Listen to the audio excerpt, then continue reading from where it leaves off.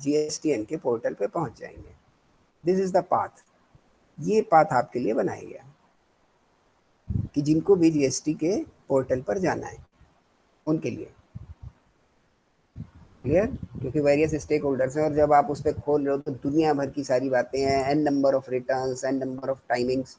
It is difficult to the person और the dealer और the registered person to deal with such situation. तो उनकी facility के लिए एक इंटरमीडिएट है बीच में, which is called the GSP, जिसका कि नाम होता है G for GST, S for सुविधा, P फॉर प्रोवाइडर्स।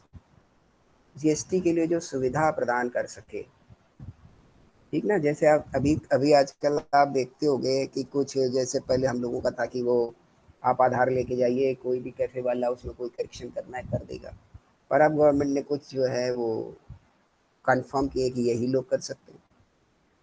जैसे आपके पोस्ट ऑफिस हैं या आपके जो वो किन्हीं किन्हीं बैंक्स में कुछ वो देती है पावर, ठीक ना।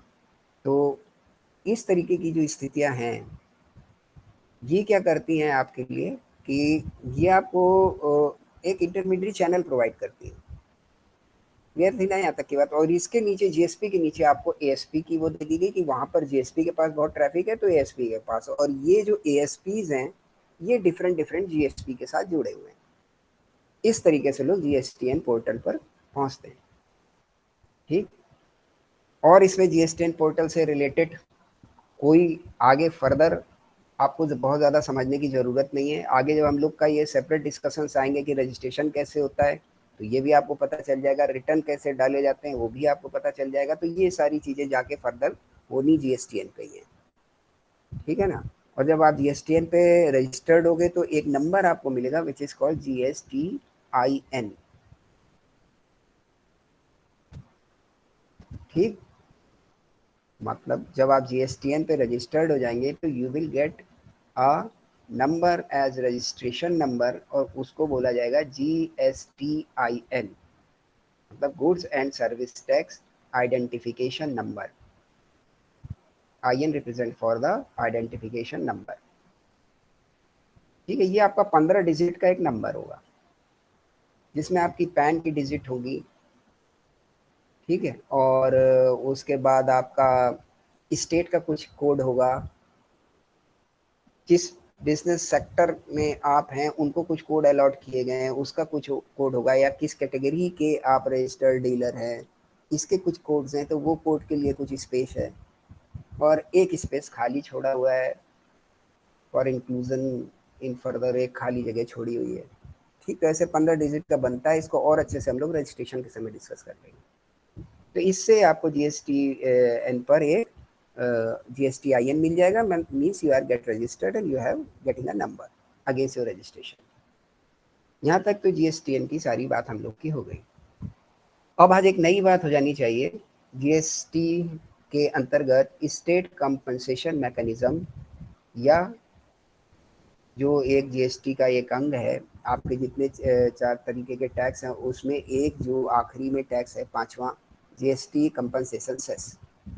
4 कौन कौन से हैं? Central GST mean CGST, state GST मतलब SGST, फिर UT GST मतलब union territory GST, then IGST integrated GST, और एक उन्होंने डाला GST कंपनसेशन सेस। ये भी मनी को कलेक्ट करता है। तो आपको याद होगी शुरुआत में ही हम लोगों की जब बात हो रही थी in the first and second session और थर्ड सेशन, इसी के बीच में सारी बात क्लियर हो रही थी कि what was the pre situation before the GST, what was the pre-taxes was and what were the revenue collections and what was the flow of money in such situation, कैसे कैसे होता था, किसके किसके कितने रेवेन्यू स्टेक हैं और किसके कितने कितने इंटरेस्ट उसमें लगे हुए हैं। तो it was too difficult to implement the GST, क्योंकि सबके अपने अपने हित जुड़े हुए थे उसमें, ठीक। ये बात समझ आ रही है सबको? तो उसमें सबके सबके हित जुड़े हुए थे, ये पहले हम लोग डिस्कस कर चुके हैं। तो जिन स्टेट्स को सबसे ज़्यादा कंसर्न्स थे कि हमें लॉस हो सकते हैं, उनको ओवरकम करने के लिए ये कौन से स्टेट होंगे अधिकतर? जो जहाँ पर डेस्टिनेशन बेस्ड टैक्स कलेक्शन कम होगा, यानी कंज्यूमर्स कम होंगे, कंज्यूमर्स कम होंगे, उनको सबसे ज़्यादा दिक्कत होगी किस बात से? जीएसटी लागू होने से। अब इसको भी थोड़ा सा समझ लीजिए कैसे होगी। तो जो पहले का हमारा रेजिम था, तब तो आपकी इसकी वैलिडिटी समझ आएगी ना कि कंपनसेशन से लायक हो गया। जो पहले का हमारा रेजिम था, इसमें जब मैन्युफैक्चरिंग है तो उस पर एक्साइज कलेक्ट होता था, और एक्साइज में एक बड़ा हिस्सा स्टेट को मिलता था। ठीक, कुछ ही आइटम ऐसे थे जो एक्साइज में सेंट्रल ले, वरना अधिकतर एक्साइज का हिस्सा स्टेट को मिलता था। और मान लो वो एक कोई ऐसा स्टेट है कि जहां पर मैन्युफैक्चरिंग का काम बहुत ज़्यादा है, लेकिन वहाँ की आबादी कम है, क्योंकि वैट जो पहले चला करता था that is based on the cell purchase of the goods. तो अगर वो सेल और परचेज के साथ जुड़ा हुआ है तो मतलब डेस्टिनेशन बेस्ड टैक्स है। मीन्स जितना कंज्यूमर होगा उतना ज़्यादा टैक्स होगा। अब उस स्टेट में उतना कंज्यूमर नहीं है, लेकिन पुराने रेजिम में उनको एक्साइज से फ़ायदा मिल जाता था, उनका रेवेन्यू पर फर्क नहीं पड़ता था। अब नया रिजीम आया, इसने क्या किया है कि एक्साइज के इनके सबके कलेक्शन तो आप सेंट्रलाइज्ड मोड पे होने हैं। तब फर्दर दिक्कत क्या हो रही है कि जो collection of the money of the states जिनके पास कंजम्पशन के लिए डेस्टिनेशन बेस्ड लोग कम हैं, उनको ये डर सता रहा था कि हमारा रेवेन्यू कलेक्शन इससे गिर सकता है। कारण, क्योंकि जब भी ये टैक्स अप्लाई होगा तो जो मैंने बोला आपको कि जो रेट होंगे उसका आधा CGST में चला जाएगा ऑन द ट्रेडिंग, और आधा चला जाएगा SGST में। तो उनको लग रहा है यार जो भी रेट डिसाइड होगा इसका आधा तो इनको चला जाएगा, तो हमको क्या मिलेगा? और जब IGST जहाँ आ जाएगा वहाँ पर तो ये पूरा का पूरा IGST में चला जाएगा। ऐसे अगर कोई एक स्टेट से दूसरे स्टेट सामान बिका करता था तो क्या होता था, जिस स्टेट से बिका उसने अपने स्टेट का टैक्स लगा लिया, और 2% CGST के नाम पे कलेक्ट हुआ। नोट करते जाइएगा, नहीं वरना ये सब बातें दिमाग से धीरे धीरे बेटा गायब हो जाएंगी।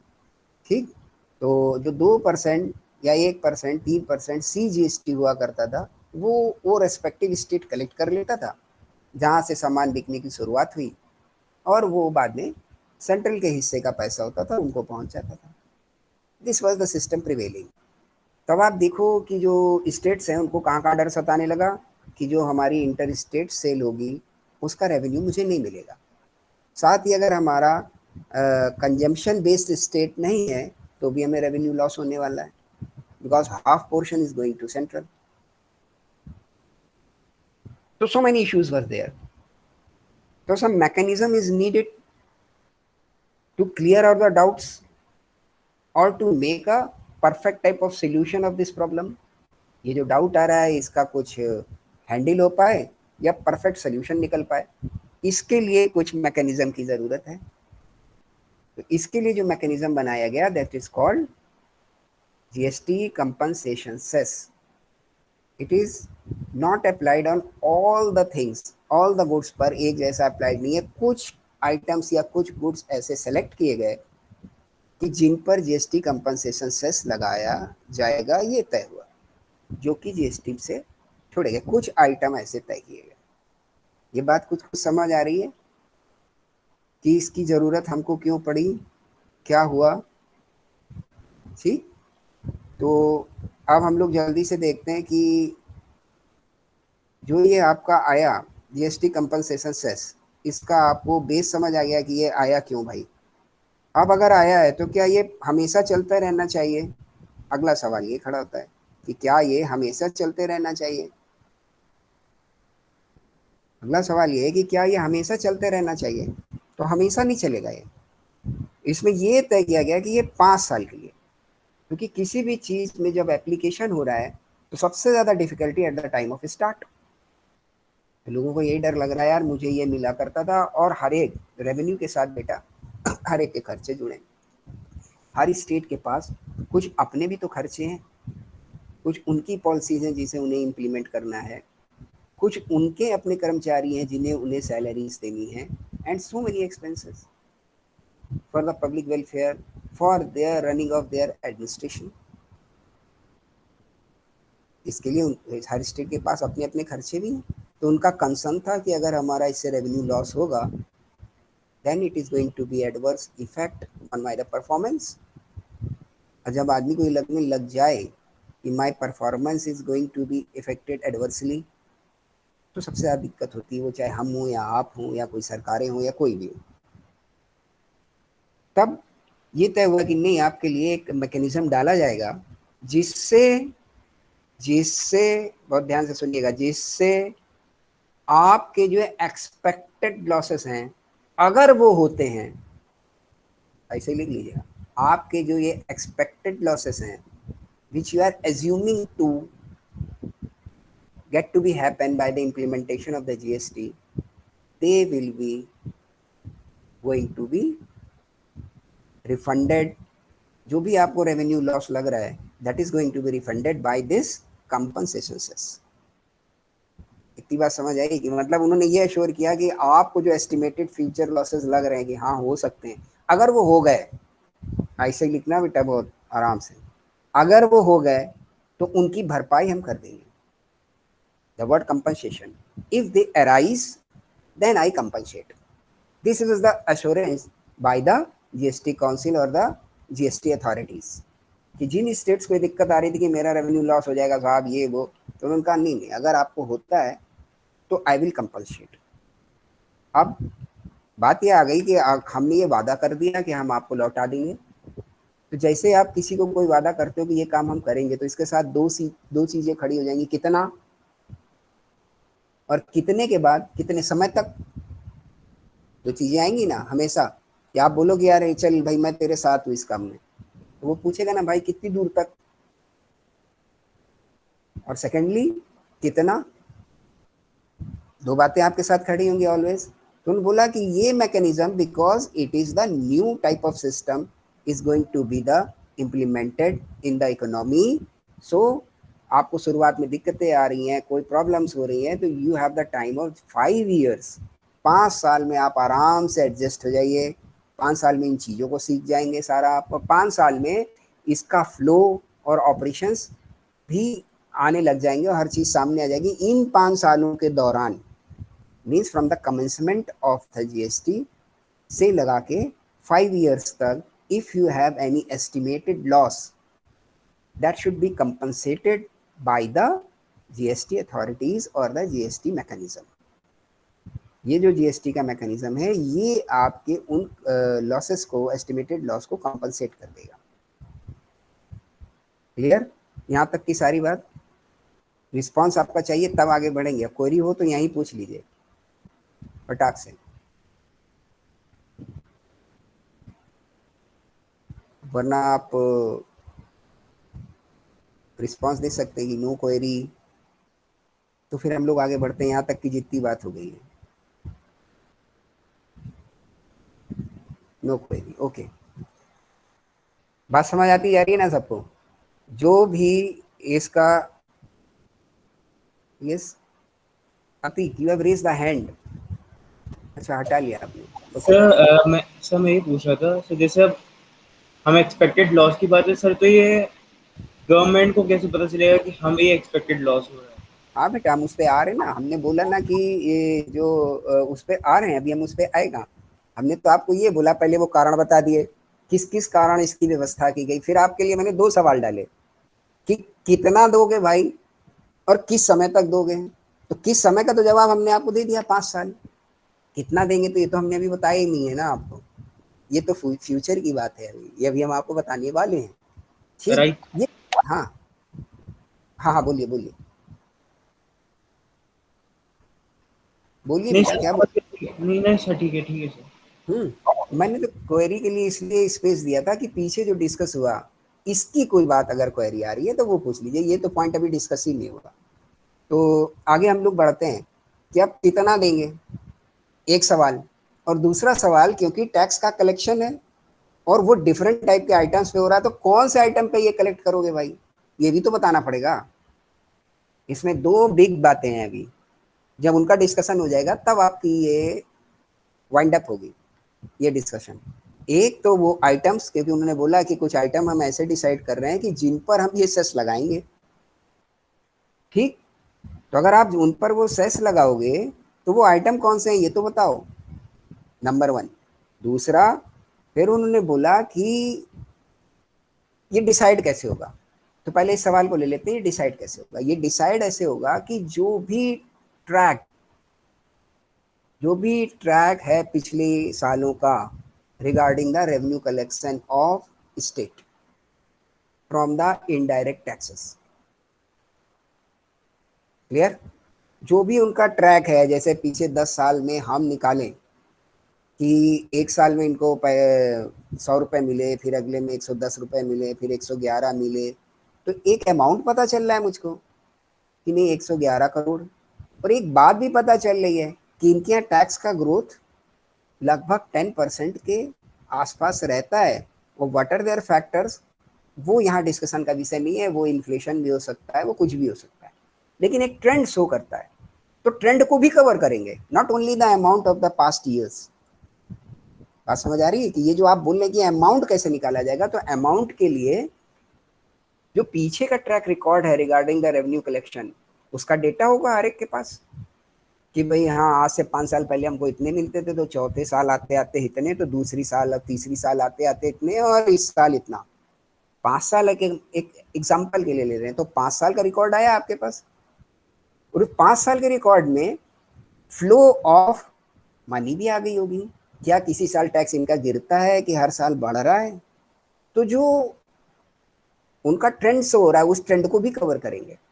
जैसे वो ये शो कर जाए कि किसी स्टेट में 10% की टैक्स में ग्रोथ है, ये बोलता है वो अगर डेटा, और साथ में एक वैल्यू बोल रहा है, तो उस वैल्यू से 10% बढ़ा के हम ले लेंगे। ऐसे निकाला जाएगा। एग्री जो ग्रोथ है उस ग्रोथ को कवर अप करेंगे। टैक्स में जो ग्रोथ उनका डेटा बता रहा है उसको कवर अप करेंगे। ठीक। और एक सेंसेक्स होते हैं, वो होते हैं जो आपके क्या बोलते हैं उसको, बड़ा अच्छा सा भी नाम याद आएगा तो बताएंगे। इंडेक्स, कुछ इंडेक्स होते हैं। वो इंडेक्स आपको भी इंडिकेट करेंगे सेंट्रल गवर्नमेंट को कि इस सेक्टर में प्रपोज्ड ग्रोथ क्या है। एक तो आपको बेस डेटा मिल गया, बहुत अच्छे से इन बातों को समझिएगा। एक तो आपको रियल डेटा मिल गया कि ये मेरी टैक्स कलेक्शन है और इसमें ये ग्रोथ है। This is the fact because it is based on the figures. ये तो आपको मानना ही मानना है। ठीक। साथ ही साथ कुछ इंडेक्स भी तो बनते हैं जो ये आपको बताते हैं कि नहीं, इस इंडस्ट्री में ग्रोथ रेट ये है, क्योंकि because the tax collection is the composition of various fields और वेरियस इंडस्ट्रीज की सेल्स का कंपोजिशन है। वो इंडस्ट्रीज वाइज भी अलग अलग ग्रोथ होती है, उस ग्रोथ को भी कैटर किया जाएगा। देखा जाएगा कि अगर हमारे यहाँ इस समय इंडिया में ये वाली इंडस्ट्री का ग्रोथ बहुत अच्छा है, पर्टिकुलर इस स्टेट में, तो ये 20% से ज़्यादा ग्रोथ करेगी। अगर ग्रोथ करेगी तो रेवेन्यू साइकिल बढ़ेगा, तो टैक्सेशन बढ़ेगा, उस ग्रोथ को भी इसमें शामिल किया जाएगा, तब ये अमाउंट वर्कआउट होगा। क्लियर? बेस क्या होगा? The real tax collection of the past years, उसका, और उसमें कोई एवरेज नहीं निकालना है। जो आखिरी में उसका हुआ है वो तो सबसे बड़ा बेस है। हाँ, एवरेज या जो ये comparison of the past years है, वो इसलिए हम केवल देखेंगे for the ascertaining the growth in the real terms. Real terms की ग्रोथ को हम उसके साथ बढ़ा देंगे, क्योंकि कोई भी आदमी बोलेगा ना भाई कि हमें पहले 100 मिल रहे थे, फिर उसके बाद इतने मिले, फिर इसके इतने मिले, तो मुझे तो हर साल इतना टैक्स बढ़ जाता है, अब आप मुझे इतना ही देंगे जो लास्ट में था, तो उसकी बात जस्टिफाइबल है, तो आपको उसकी ग्रोथ को भी लेना पड़ेगा। साथ ही साथ फिर अगला सवाल आता है कि देखो मेरे यहाँ तो ये 10 इंडस्ट्री जो है अभी नई लगी हैं, तो इनमें तो रेवेन्यू कलेक्शन बढ़ता, और अब तो मुझे मिलेगा नहीं, अब तो अब आप ले जा रहे हो। या मेरे यहाँ ये शहर बस गया नया, यहाँ पर इतनी आबादी शिफ्ट होके आ गई, 10 इंडस्ट्री लगी है, बाहर से इतने लोग आ गए, तो एक हमारा कंजम्पशन बेस बढ़ा हुआ है। तो अच्छा, कंजम्पशन बेस बढ़ा है, अब टैक्स तो आप ले जा रहे हैं, तो हमको तो नुकसान होगा। तो इस तरीके से जितने भी इंडेक्स काम करते हैं, समझ रहे हैं ना आप, जो भी इंडेक्स स्टेट्स में आपने पढ़े होंगे कि इंडेक्स जो शो करते हैं आपको कि आगे क्या होने वाला है, तो ये जो जितने भी इंडेक्स हैं आपके, इन्फ्लेशन से कनेक्टेड हो, ग्रोथ से कनेक्टेड हो, इंडस्ट्री ग्रोथ से कनेक्टेड हो, इनका इफेक्ट लेते हुए ही फाइनल ग्रोथ आपकी कंसिडर की जाएगी और इसके हिसाब से रेवेन्यू को रेस कर दिया जाएगा, which is going to be compensated. एक ये बेंचमार्क मान लिया जाएगा, हाँ इन्हें इतना टैक्स आना चाहिए इस साल। अब अगर उससे कम आता है then it is going to be compensated. अब बताइए यहां तक कोई डाउट है? तो फिर आगे बढ़ते हैं हम लोग। यहां तक कोई डाउट है? No no. तो अब आपने वो भी जान लिया कि टैक्स वैल्यू कैसे कैलकुलेट होगी, ठीक। साथ ही ये भी जान लिया कि कितने साल तक रिफंड होगा। अब कुछ सवाल और खड़े हो जाते हैं इसमें, कि एक तो मैंने ही सवाल डाल के छोड़ा हुआ है कि भाई ये बताओ कि लोगे किस पे ये जो आप क्रिएट करोगे, क्योंकि सब जगह तो जीएसटी अप्लाई हो गया है। कौन से आइटम ऐसे हैं जो आपने छोड़े हुए हैं जिन पे हम कंपनसेशन सेस लगाएंगे? Number one. और दूसरी बात ये बताओ कि ये जो आप टैक्स ले लेके इकट्ठा कर लोगे और एक फंड क्रिएट करोगे इन द सेंट्रल, कि जिससे आप सबकी भरपाई करोगे, और 5 साल बाद आप करोगे नहीं, तो 5 साल के बाद इस फंड का क्या होगा? सवाल को बहुत ध्यान से सुनते जाइएगा। 5 साल के बाद, क्योंकि आपने तो प्रॉमिस किया कि 5 साल हम आपको कंपनसेट करेंगे, और कलेक्ट आपने कहा किया है डिफरेंट डिफरेंट स्टेट्स में कुछ आइटम्स हैं, वहां पर आपने कलेक्ट किया है, उन आइटम्स पे आप लगा रहे हो, तो एक फंड बन गया, उससे आप कंपनसेट कर दोगे सबको जिसको घाटा हो रहा है प्रपोज्ड रेवेन्यू में या जो एस्टिमेटेड रेवेन्यू में। 5 साल तक करोगे।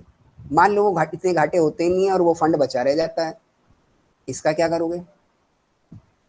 ये दो सवाल मैंने आपके लिए डाले। एक तो वो आइटम बताओ, फिर उन आइटम पर कलेक्शन कैसे करोगे ये बताओ, उन पर कौन सा रेट लगने वाला है ये तो बताओ, और तीसरी बात ये बताओ कि फंड का आखिरी में होगा क्या। ठीक, ये 3 जेन्युइन क्वेश्चन है आपके लिए इसमें। तो सबसे पहले हम लोग डिस्कस कर लेते हैं फंड को। आइटम्स की बात वो एक साथ करेंगे बाद में। तो फंड को डिस्कस कर लेते हैं। एक फंड बन गया, फॉर एग्जाम्पल के लिए हम लोग ले लेते हैं, मान लो 20 स्टेट हैं, 20 स्टेट्स, ठीक। तो बेटा जब ये फंड बनेगा तो आइटम के हिसाब से जो भी आपने आइटम डिसाइड किए हैं कि जिन पर भी टैक्स लगना है, जरूरी नहीं है कि वो हर स्टेट में एक जैसे हों, किसी स्टेट में ज़्यादा होंगे, किसी में कम होंगे, किसी में हो सकता ना हो सकता है ना ऐसा, जो आइटम आपने ऐसे डिसाइड किए कि जिन पर ये कंपनसेशन सेस लेंगे हम, तो उनसे रिलेटेड इंडस्ट्री, उनसे रिलेटेड बिजनेस किसी स्टेट में बहुत ज़्यादा हो सकता है, किसी स्टेट में कंपेरेटिवली कम हो सकता है, किसी स्टेट में हो सकता हो ही ना। तब आपने तो कलेक्ट कर लिया सब जगह से और एक पूल बना लिया, एक फंड बना लिया, और वो ग्रोथ जो हम लोग डिस्कस कर चुके हैं उस हिसाब से आपने एक रेवेन्यू भी एस्टिमेट कर लिया, तो जिनको जिनको घाटे होते जा रहे हैं आप देते भी जा रहे हैं। अब बहुत ध्यान से सुनिएगा, ये जो फंड कलेक्ट हुआ इसमें हर राज्य से पैसा कलेक्ट किया गया। इसको ड्रॉ कर लीजिए कि फंड ऐसे ऊपर कहीं बना लीजिए, स्टेट्स ABCDE, इनसे फ्लो दिखाइए, इससे फंड क्रिएट हो रहा है, tax collected from these states.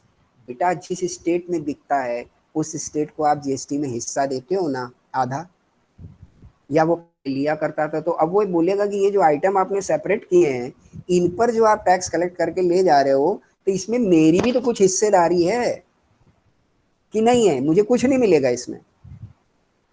Genuine question है कि जब हर चीज की ट्रेडिंग पर उसे लॉ बनाने का राइट था और वो उसको टैक्स लेने का अधिकार है, ये आपका संविधान कहता है, तो जब वो उसको राइट है और आप उसके स्टेट से पैसा कलेक्ट कर रहे हो तो उसे भी तो कुछ चाहिए, और आपने बोल दिया कि ये तो फंड है और इससे जिनको जिनको प्रपोज नुकसान हो रहा है उनको उनको हम वापस करेंगे। जहां डाउट लग जाए उसी जगह पूछ लीजिएगा बेटा, ठीक। तो अब जो ये फंड बन गया, तो जो ये आपने नीचे बनाए ABCDEF जिन्होंने उसमें कंट्रीब्यूट किया, यानी जहां जहां से आपने कलेक्ट किया, तो मान लीजिए ये फंड 100% है, ऊपर लिख दीजिए 100%, तो किसी स्टेट से 25% आया होगा, तो किसी से 15 आया होगा, हो सकता है किसी से 20 आया हो, ऐसे करके वो 100 को डिफरेंट डिफरेंट स्टेट का परसेंटेज होगा ना, इस परसेंटेज से वो फंड क्रिएट हुआ होगा। एग्री? इसी तो कोई प्रोपोर्शन तो बना होगा ना। हम लोग बोले कि हम ये क्लास ए मिलके इतना पैसा इकट्ठा करने वाले हैं, तो यार हर एक अपने अपनी हिसाब से कुछ देगा, कोई 100 देगा, कोई 200 देगा, कोई 500 देगा, कोई 1000 देगा, सम प्रोपोर्शन, ठीक। उस प्रोपोर्शन से वो कलेक्ट हो गया। तो अब आपको ये भी पता है कि हमारे फंड का प्रोपोर्शन क्या है रिगार्डिंग द कलेक्शन और regarding the contribution of the states in the fund. उसका ऑपरेशन क्या है कि वो 5 साल तक सबको नुकसान वालों को पैसा देता रहेगा। यार जिसका ज्यादा कंट्रीब्यूशन है, हो सकता है उससे कोई नुकसान ही ना हो रहा हो, जिसका हो सकता है बिल्कुल मिनिमम कंट्रीब्यूशन है उसे सबसे ज्यादा नुकसान हो रहा हो, तो उसे तो मिल जाएगा रिफंड, क्योंकि ये तो आप सबके बीच तय है। लेकिन लास्ट में जो फंड बच जाएगा एट द एंड, जो अनयूटिलाइज्ड है, जिसका कोई यूटिलाइजेशन नहीं हुआ कंपनसेशन बांटने में, उसकी कुछ परसेंट मेंटेनेंस एडमिन के काम का हिस्सा जरा सा रखते हुए मिनिमम वैल्यू, बाकी सारा का सारा जिस प्रपोर्शन में कलेक्ट हुआ है उस प्रपोर्शन में लौटा दिया जाएगा।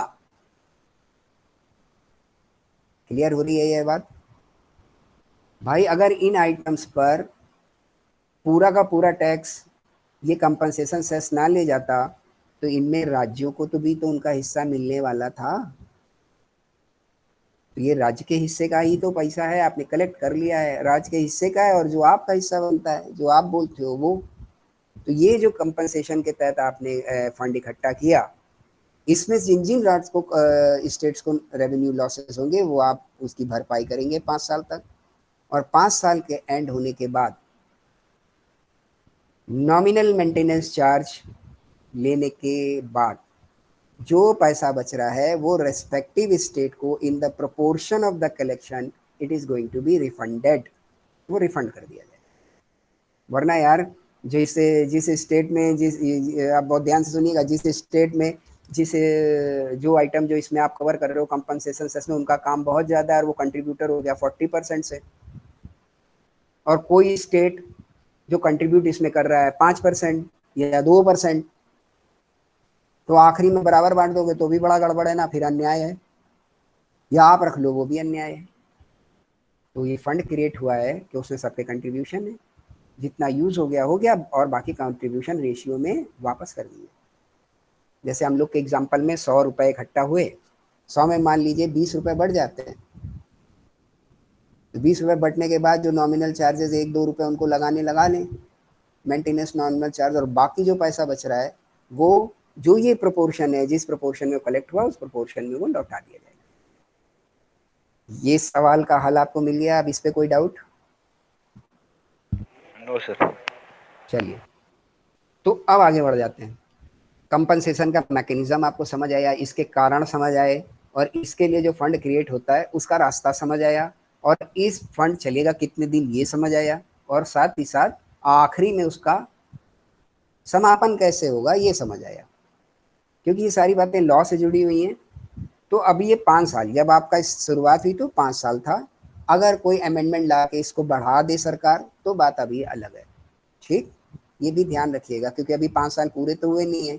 अमेंडमेंट ला के गवर्नमेंट किन्हीं भी चीज़ों को बढ़ा घटा सकती है। तो कोई भी अगर जीएसटी काउंसिल रिकमेंड कर दे कि नहीं यार अभी कंपनसेशन सेस को 2 साल 3 साल और बढ़ा दो, तो ऐसा भी हो सकता है। ठीक, तो ये मैंने इसलिए बोला कि अभी तो आप इस पीरियड के अंतर्गत हैं, 2-3-4 साल बाद आप बिल्कुल रटे बैठे रहेंगे 5 साल, और मान लो उसमें कोई अमेंडमेंट हो जाए तो आपकी तो मेमोरी यही बोलेगी कि नहीं, तो 5 साल तो इसको आपको कनेक्ट रखना पड़ेगा कि जहाँ 5 साल खत्म हो रहे हैं क्या उसके बाद कोई चेंज आ रहा है, अवेयर रहना पड़ेगा। ठीक, क्योंकि ये तो एक तरीके का एग्रीमेंट है ना between the state and the centre. अगर उनके पास अभी भी कुछ इश्यू बाकी हैं या वो अभी तक स्मूथली इसके जीएसटी के साथ कुछ स्टेट काम नहीं कर पा रहे हैं, तो they can demand to be continue this compensation cess, और बाकी स्टेट्स को भी इस पर बहुत ज़्यादा ऑब्जेक्शन नहीं होगा, because at the end of the time the money which is in the fund is going to be refunded. तो ये मैंने फ्यूचर के लिए आपको बता दिया। ठीक, कि उस समय आप जब भी किसी इंटरव्यू में या किसी और फर्दर क्लास में जा रहे हैं तो ये ध्यान रखिए कि इसके 5 साल मैच्योर क्या हो रहे हैं, और थोड़ा सा आपको सर्च कर लेना है कि क्या ये फर्दर एक्सटेंड किया गया कि नहीं किया गया, because tax is very ever changing subject. हर साल मैं बोलूँ तो भी गलत है, और जीएसटी में तो बाप रे बाप, हर महीने 2 महीने 2 महीने में 3 महीने में हर उसमें कुछ ना कुछ चेंज आते रहते हैं। ठीक, तो इस इशू पर आपको ये बात ध्यान रखनी कि एक्सटेंड हुआ कि नहीं हुआ। यहाँ तक बात हो गई हमारी। अब हम लोग आगे बढ़ जाते हैं कि जो आइटम उन्होंने छोड़े हैं कि वो कौन कौन से हैं कि जिन पर जीएसटी लगना है। तो चलिए जल्दी लिखिए फटाफट, 2 ही 4 हैं। पान मसाला,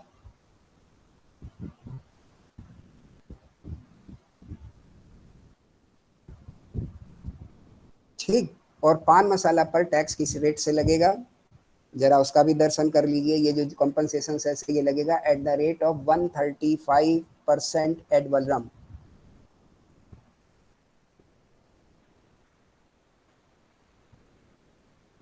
on paan masala, How much, sir? 135.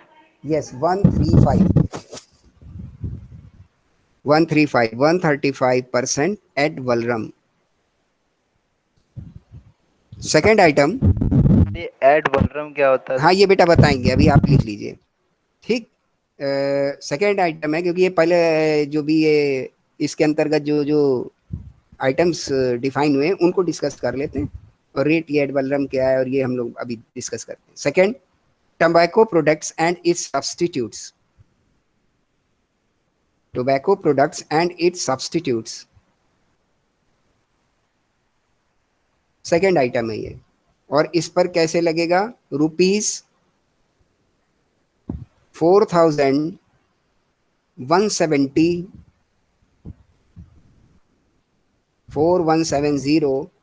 पर 1000 स्टिक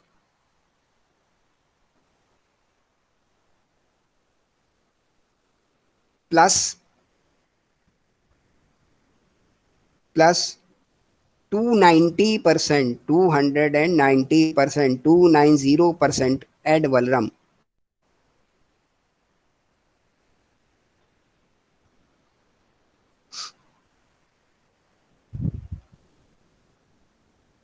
ठीक, अब ये है क्या क्या, ये बाद में डिस्कशन में हम लोग लेते हैं, अभी केवल इसके पॉइंट्स आपको हम नोट करा दे रहे हैं। ठीक, जिसके बाद हम लोग डिस्कस कर पाए। पहला पान मसाला था 135% एड वलरम। दूसरा था tobacco products and its substitutes, जिसपे था ₹4170, 4170 रुपए पर 1000 stick plus 290, 290% ad valorem. Third, coal, lignite and similar solid fuels,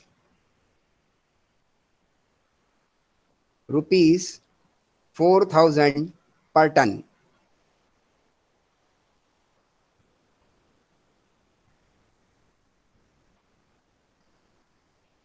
तीन आइटम हो गए हम लोगों के। Fourth, aerated waters, 15% ad valorem. Motor cars and other motor vehicles, 15% ad valorem. ठीक, तो सबसे पहले हम लोग बात कर लेते हैं एड वलरम क्या है। Ad valorem means on the basis of the value which may be in the terms of quantity or may be in the terms of weight। बोल रहा है जो वैल्यू है वो अगर आप क्वांटिटी वाइज निकाल लो तो या वेट वाइज निकाल लो तो, क्योंकि कई आइटम ऐसे होते हैं जो क्वांटिटी वाइज नहीं है, वेट वाइज है, वो क्वांटिटी में अभी कन्वर्ट ही नहीं हुए, क्वांटिटी के वो लायक ही नहीं है। और इसने इस एड वलरम इसलिए बोल दिया कि पान मसाला या तो आप क्वांटिटी वाइज या वेट वाइज, जहां जैसा है, जिस ढंग से आप बेचने जा रहे हो, लूज बेच रहे हो अगर एक बड़ा बंडल, ये मेरा बंडल है, तो वेट में जा रहे होगे तो वेट वाइज लगा देगा वो 135%। On value means value which is in the monetary terms, कि वो पैसे में कितना है, इससे मतलब है उसको। अब यूनिट वाइज है, जैसे आप पाउच बना के बेच रहे हो तो पाउच के हिसाब से अगर वो ₹2 का पाउच है तो वो ₹2 पे लगाएगा। एक एग्जाम्पल दे रहा हूं मैं आपको। ठीक, एड वलरम का मतलब हर जगह पे यही है, that is on the value which may be in the quantity और may be in the weight. इसी पे तो आपकी चीजें डिफाइन होती है ना, या तो थोक में लाओगे, वजन में है, या यूनिट्स में कन्वर्ट हो गई तो वो प्रोडक्ट है। तो लेकिन वैल्यू कितनी है इससे मतलब रखेगा वो। हाँ, एक जगह यूनिट की बात कर रहा है आपसे वो, कि ये जो टोबैको प्रोडक्ट्स एंड सब्सटीट्यूट्स, वहां पर बोल रहा है कि ₹4170 पर 1000 स्टिक। अभी किस चीज की ओर इशारा कर रहा है आपको? सिगरेट। Plus 290 ad valorem. समझ आ रहा है आपको? कार की बात भी आपको समझ आ गई। 15% एड वलरम, जितनी उसकी कीमत है उस पर 15% कंपनसेशन सेस। ठीक। अब अगला सवाल है जो, ये इतनी बातें आपकी क्लियर हो गई ना, ये सारी, ये जो आइटम्स हैं ये कौन कौन से हो गए, इनका रेट क्या है, और ये रेट का कैलकुलेशन कैसे। अब दो जगह पर केवल हम आपका फोकस ले जाना चाहेंगे, क्योंकि आप बिजनेस स्टूडेंट्स हैं और साथ ही हम आप सब are the part of society, समाज के अंग तो हैं ही हैं, घर परिवार के अंग हैं।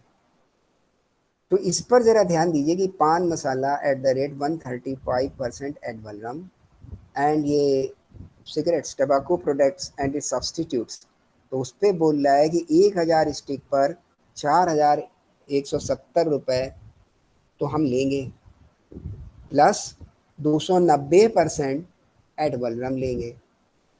अब ज़रा कल्पना कर लीजिए कितना हैवी टैक्सेशन आपके इन आइटम्स पे है। हल्की सी जरा कल्पना करके देखिए, because you are all are the business students. अब ये जो आपको ₹2 का पाउच मिल रहा है, हम ₹2 के पाउच से चलते हैं, क्योंकि ये तो आपको चीज़ें पता होनी चाहिए बिजनेस स्टूडेंट के हिसाब से। अब 135% एड वलरम बोल रहा है, तो एड वलरम कहाँ पे है? Means the cost of the product पे है। ये तो सेल प्राइस है ₹2, मतलब ₹2 जो आपके सामने बन के दिख रहा है पान मसाला में, इसमें ये वैल्यू कितनी हो रही है? 235% mean 100% of the cost and 135% of the tax. तो जरा आप वैल्यू निकालिए इसकी कितनी आएगी प्लीज। ये ₹2 के पाउच की जरा वैल्यू निकालते हैं हम लोग। ये ₹2 का पाउच हमारा कितने का पड़ रहा है? 235% का, यानी इसको डिवाइड करें हम 235 से, और इसमें हम मल्टीप्लाई करें 100, तो इतने की वैल्यू है इसकी, मतलब 85 पैसे कुछ। आप निकालिए, आप लोग भी, सबके पास कैलसी होगा, फोन में भी होता है, ठीक ना? 85 पैसे वो जो पाउच आपको मिल रहा है ₹2 वाला। अब आप सारे लोग समझदार हो। अब इसके बाद इसमें क्या क्या बाकी है, कितने ऐड होते हैं पान मसालों के, वो कॉस्ट हटा दीजिए। और वो अगर पर यूनिट में ला के आप बांटोगे तो 10 पैसे तो ले ही जाएगी। इतने हैवी हैवी जो इनके ये स्लॉट बुक करते हैं ये लोग प्राइम चैनल्स में, साथ ही जिस तरीके की सेलिब्रिटी इंडोर्स करती है, फिर इससे आगे बढ़ जाइए आप तो ये पहुंच गया 75 पैसे। फिर इसके बाद उनके सारे एडमिनिस्ट्रेटिव एक्सपेंसेस और ये सब 5 पैसे के तो होंगे, 70 पैसे। पैकिंग हैकिंग और ये सारे काम करते हुए और लोगों को तनख्वाह देते हुए 10-15 पैसे निकल जाएंगे, 60 पैसे। अब वो जो आप या लोग हाथ में लेके वो 60 पैसे का खा रहे हैं, अब उसमें वो प्रॉमिस कर रहे हैं इसमें इलायची भी पड़ी है, इसमें केसर भी पड़ी है, इसमें सुपारी भी पड़ी है, इसमें पता नहीं क्या क्या पड़ा हुआ है। और उन एक एक आइटम का जो इंग्रेडिएंट्स हैं उनकी जरा कॉस्टिंग आप देख लीजिए। अभी तो प्रॉफिट तो आपने हटाया नहीं, इसमें तो उसका प्रॉफिट भी शामिल है, तो वो 10-20-25% का प्रॉफिट भी तो लेगा। तो ये कितने की कॉस्ट पड़ रही है आपको? 40 पैसे 50 पैसे की। क्या 40 पैसे 50 पैसे में ये जो इंग्रेडिएंट्स प्रॉमिस्ड हैं आपको दिए जा सकते हैं? मेरा मानना नहीं दिए जा सकते। आप अपने ढंग से इनको देख सकते हैं, समझ सकते हैं, कि मुझे लगता है नहीं दिया जा सकता। तब ये क्या दिया जा रहा है, ये ऑफिशियल टॉक में तो हम आपको बोल भी नहीं सकते क्या दिया जा रहा है, ठीक? तो कम से कम आप अपने इर्द गिर्द, दिस इज अवर ड्यूटी, कि अगर हमको कोई नॉलेज ऐसी मिल रही है, मानेगा तो नहीं आदमी, that is up to him, लेकिन अगर आप किसी को बोल रहे हो इस लॉजिक के साथ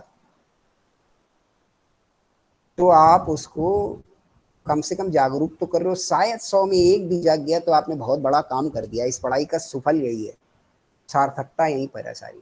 नंबर तो बेटा आपको मिलेंगे जब आप इतने अच्छे से चीजों को समझ लोगे। तो this is the part of study कि you go to the end cost of the product. ये भी तो आपके पढ़ाई का हिस्सा है। अब उसने तो बोल दिया 135 एड वॉल्यूम लगेगा ऑन वैल्यू, और 2 रुपए की चीज बिक रही है। अब 85, अब उसमें से भी कॉस्टिंग हटाते जाओ, पूरी कॉस्टिंग आप पढ़ के आए हो। 85 क्या आ गई आपकी cost of sales with profit. आपके साथ प्रॉफिट हटाओ, तब मिलेगा कॉस्ट ऑफ प्रोडक्शन। फिर उससे पीछे चलो तो 50 से 60 पैसे के बीच में पड़ने वाला मिलने वाली चीज, पानी नहीं मिल रहा यार 2 रुपए का गिलास, और 50 से 60 पैसे में आप लोगों को ढेर सारा मसाला मिल जाता है और उनको खा के बिल्कुल जन्नत। आपको समझ आ रहा है ना कितना नुकसान और कितनी दिक्कतें और क्या जा रहा है हमारे आपके कंज्यूमेबल्स में। कोई नहीं दे सकता बेटा उसमें जितने आइटम प्रॉमिस्ड है। ठीक, तो प्लीज जो भी इस तरीके के लोग हों, ये आप होमवर्क समझ के जरूर कर दीजिएगा कि एक आध बार भले आपको वो बुरा बोले भला बोले, कोई फ्रेंड हो कोई रिश्ते नातेदार हो, आप अपनी कहेंगे यार मैंने ऐसा ऐसा देखो भाई पढ़ा है, इसका ट्रैक रिकॉर्ड है, ये लॉ है, इस हिसाब से जरा अंदाजा लगाओ यार ये कितने का क्या दे रहे हैं, क्या दे रहे हैं, और आपको बड़ा सुख भी मिल रहा है, क्या डाल रहे होंगे। तो आप समझिए आपने बहुत बड़ा काम कर दिया। अब सिगरेट पे आ जाइए। वो बोलता है 1000 सिगरेट बनाओगे तो हम 4170 रुपये तो ले ही लेंगे। अब सिगरेट की कॉस्ट में 4170 डिवाइड करके हटाओ कितना पैसा, तो उसने पहले ले लिया आपसे सीधे सीधे। फिर बोला plus 290% of the ad volume. अब जो वैल्यू है उस पर 290% टैक्स और है, उस पर 290% टैक्स और है। तब अगर 290% टैक्स और है, अब अंदाजा लगाइए कि ये सिगरेट की प्रोडक्शन कॉस्ट कितनी होगी। समझ आता जा रहा है आपको कि ये जो कंपनसेशन सेस के नाम पे इकट्ठा हो रहा है, पढ़ने में हम लोगों को बड़ा अच्छा लग रहा था, उसका बड़ा अच्छा सारा दिख रहा था कि इससे स्टेट्स का मदद हो जाएगी, फलाना हो जाएगा एंड ऑल दैट। और जब आप उसकी गहराई में पहुंच रहे हैं तो आपको समझ कितना अच्छा वैल्यूएबल नॉलेज दे रहा है ये, कि चीज़ें हमारे इर्द गिर्द चल कैसे रही हैं, इनके इम्पैक्ट क्या है। ठीक, तो कुछ अंदाजा हुआ आपको कि what is the compensation cess, how it is collected, and what is the how it is distributed, and how it is going to be refunded at the last, and what are the items on which it is imposed, और उनका rate क्या है, और उसका social impact हम लोगों ने अलग से डिस्कस कर लिए क्लास को मीनिंगफुल और हेल्दी बनाने के लिए। कि कोई भी चीज़ अगर हम लोग डिस्कस कर रहे हैं, पढ़ रहे हैं, तो how it is going to be useful in the society और the life is the ultimate motive. That is why we have discussed some social impacts. ठीक, तो अब बेटा कोई क्वेरी हो तो आप जल्दी से पूछ लीजिए। मुझे लगता है कि इससे रिलेटेड लगभग सारी बातें हमारी आपकी हो चुकी हैं, इसलिए आप जल्दी से पूछ लीजिए क्योंकि क्लास आपकी दूसरी भी है 10 बजे से। Please any query.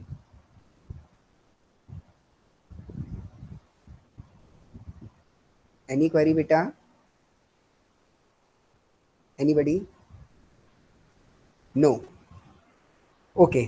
तो हाँ बेटा, सर इसकी रियलिटी क्या है, मतलब सही में कंपनसेशन मिलता भी है या नहीं? अरे बेटा ये लॉ है, ये लॉ है, ये मिलता है, ऐसा कुछ भी नहीं है। ठीक, ये स्टेट और सेंटर के बीच की बातें हैं, तो बहुत जगह हम लोगों को दिखती नहीं है, हमारा आपका इनसे कोई पालन नहीं है, लेकिन ये लॉ है तो ये मिलेगा, ऐसा कुछ नहीं है। पर दायरे वही है, मानक उसके वही है, स्टैंडर्ड्स वही है कि कैसे ये निकाला जाएगा। हाँ, उस कैटेगरी में आप आ रहे हैं कि आपको एस्टिमेटेड लॉस के दायरे में है, तो that is going to be refunded. आप, मैंने बार बार बोला है आपको, आपके सिस्टम बहुत अच्छे हैं, मतलब अपनी कंट्री के कई जगह पर उसको चलाने वाले लोग भी बहुत अच्छे हैं, तब ये सारी चीजें चल रही हैं। सरकारें आ रही हैं और जा रही हैं, चलाने वाला मैकेनिज्म में कुछ लोग बड़े अच्छे भी हैं जिनके कारण ये चीजें चल रही हैं। तो ऐसा नहीं है, जो रिटर्न होता है। अब आपने ये प्रॉमिस कर दिया अगर कि हम आपको कंपनसेशन देंगे, तो आपने लिख के लॉ में दिया है ना, तो अगर किसी का, और एस्टिमेशन निकालने का तरीका भी बता दिया है, तो अगर आप उसको नहीं दे रहे हो तो वो कोर्ट में चला जाएगा। कोई भी स्टेट, पहले आपकी काउंसिल में आएगा और फिर आप नहीं मान रहे हो उसको तो वो हाई कोर्ट या सुप्रीम कोर्ट या जो भी इसका रिड्रेसल का जुडिशियल फॉर प्लेटफॉर्म होगा वहां चला जाएगा। कोई ट्रिब्यूनल अगर अलग से बना है तो वहां चला जाएगा, क्योंकि रेस्पेक्टिव एरियाज में ट्रिब्यूनल्स बन जाते हैं। तो अगर कोई इनका ट्रिब्यूनल है तो वहां चला जाएगा अपनी शिकायत लेके कि ये प्रॉमिस थे, ये मेरा है और ये तो भाई दे ही नहीं रहे। समझ आ रहा है? ठीक। अब देने के लिए एडजस्टमेंट की बात है, वो जब हम लोग आगे फर्दर और डिस्कस करते हैं टैक्स के लौटाने का, तब उसको और कवर अप कर लेंगे। लेकिन दिया देना लिखा है तो दिया जाएगा, ऐसा कुछ नहीं। ठीक। आज से सबको भैया आईटीसी वापस भी तो मिल रही है, ऐसा थोड़ी है कि अगर आईटीसी जो रजिस्टर्ड लोग हैं उन्हें नहीं वापस मिल रही है। उसी टाइप का सवाल है कि स्टेट को अगर कुछ देने का प्रॉमिस है तो वो भी लौटाया जा रहा है with the prescribed rules and laws. Okay, then thank you all of you, very nice Thank you. Meeting with you peoples. Thank you बहुत सर। अच्छी मीटिंग थी और have a nice day. Thank you thank you sir. बेटा।